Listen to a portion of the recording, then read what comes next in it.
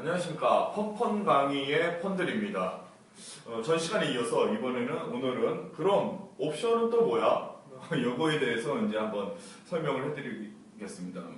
먼저 이제 정의인데요. 역시 옵션, 영어로는 옵션이고 이번에는 한자가 없어요. 그냥 옵션이라고 한글로 쓰는데 사전적인 정의는 일정 기간 안에 특정 상품을 일정한 가격으로 매매할 수 있는 권리라고 하는데 역시 이해가 잘 되지 않습니다. 그래가지고 이번에도 이제 옵션이라고 얘기를 하지만 이게 뭐 자동차 옵션도 아니고 자동차 옵션에서 우리가 힌트를 얻을 수는 있습니다. 뭐 선루프를 하실 거냐 이렇게 이제 묻죠. 그럼 매수자한테 묻죠. 그걸 자동차를 사는 사람한테. 그 사람한테 이 권리를 주는 거예요. 그래서 옵션이라고 쓰기보다는 개념 설명을 위해서 이번에는 옵션보다는 권리라고 얘기를 한번 해보겠습니다.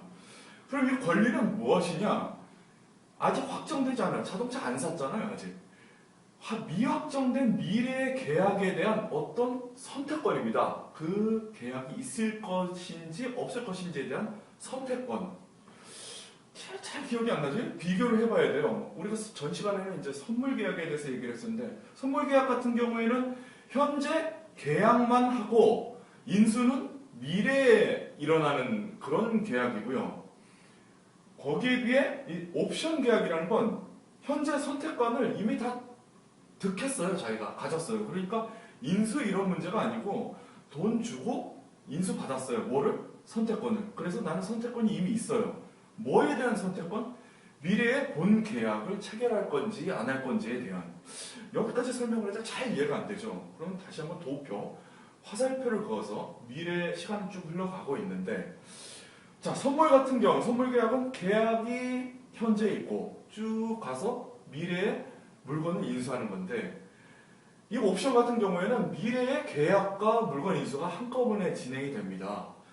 다만 이게 지금 확정된 게 아니고 지금은 선택권만 갖고 있는 거예요. 이 선택권에 따라서 미래의 어떤 시점에 계약을 해서 물건을 인수할 건지 안 할 건지가 결정이 되는 것입니다.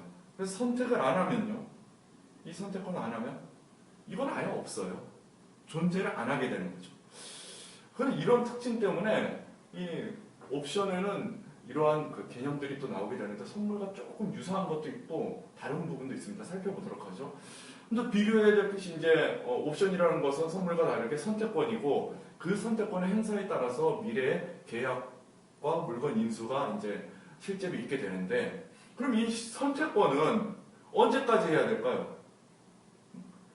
마냥저냥 그냥 기다리고 아무 때나 할 수는 없는 것이고 그 선택권에 유효기간이 있습니다. 그 유효기간을 우리가 만기일이라고 하고요. 이 유효기간 안에 이 선택권을 우리가 버린다면 선택 안 되는 것으로서 아까 얘기한 것처럼 계약과 물건 인수 아예 이거 자체가 없는 거죠. 그럼 이 선택권은요. 그냥 휴지 조각이 돼서 버려지는 겁니다. 기초자산은요. 선물과 똑같습니다. 이때 물건을 인수할 때 이 물건 대상 물건을 우리는 기초자산이라고 하고요. 이 옵션은 선물과 다르게 조금 이제 복잡한 그런 개념이 또 나오는데 매도자라는 것과 증거금도 선물과 조금 다릅니다. 행사권은 선물이랑 전혀 다르게 이제 새로 나온 개념이고요. 요거에 대해서 이제 설명을 해드릴게요. 그러면 여기 화살표 그림을 도표를 다시 한번 그리고요. 그 다음에 요 선택권이라는 거 과연 누가 줄 것이냐? 누가 나한테 선택권을 주죠? 그 사람을 우리는 매도자라고 합니다. 요 개념이 아주 중요합니다. 매도자가 이 권리를 팔아야 권리를 사가지고 제가 득하지 않겠어요? 그 매도자가 권리를 팔았기 때문에 이 사람은 의무자가 되겠죠, 당연히. 의무는 굉장히 안 좋은 거예요. 군대 의무, 그거 되게 안 좋잖아요. 그러면 이 의무자는 어떻게 하고 싶을까요? 도망가고 싶겠죠. 왜요? 나중에 자기가 불리해지면. 그래서 의무자한테는 증거금을 걷게 됩니다. 그러면은 이 매도자에게 권리를 이 매도자가 선택권을 이렇게 팔게 되는데 이 선택권을 가진 자, 그 사람은 우리는 매수자라고 합니다. 그 권리를 구매한 권리자이기 때문에 이 사람은 자기가 불리해졌다. 그러면 이 선택권, 아까 얘기한 것처럼 그냥 버리면 됩니다. 휴지 조각처럼. 그렇기 때문에 도망갈 필요가 없어요. 따라서 증거금을 받지 않습니다. 매수자는 증거금이 필요가 없어요. 이 개념을 잘 이해를 하셔야 돼요. 여기까지가 옵션에 대한 대략적인 그 설명이고요. 이 다음부터는 완전히 분리해서 생각을 하셔야 헷갈리지가 않습니다. 여기서부터 이제 많이 좀 혼선을 가져오게 되거든요. 뭐냐면 옵션 설명은 끝났어요. 그러면 과연 이 선택권의 내용은 무엇인가? 요거를 분리해서 이해를 해야 된다는 거죠. 자, 그럼 이 선택권의 내용을 한번 살펴볼게요. 선택권이라는 게 뭐라 그랬어요? 계약에 대한 존재의 확정을 주냐 마냐, 이것을 존재하게 할 거냐 말 거냐잖아요. 그렇기 때문에 이 선택권의 내용이라는 것은 바로 미래에 있을 물건 인수에 대한 조건이 되겠어요. 그 조건에 대한 그 사항들이 이 선택권의 내용이 되는 것이죠.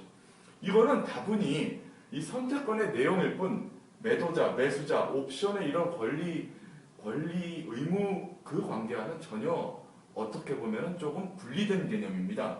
그래서 이 조건에 어떤 것들이 있냐면요. 쉽게 말해서 이 계약을 팔 건지 살 건지 그거에 따라서 이 선택권을 내용이 콜옵션과 풋옵션으로 분리가 되고요.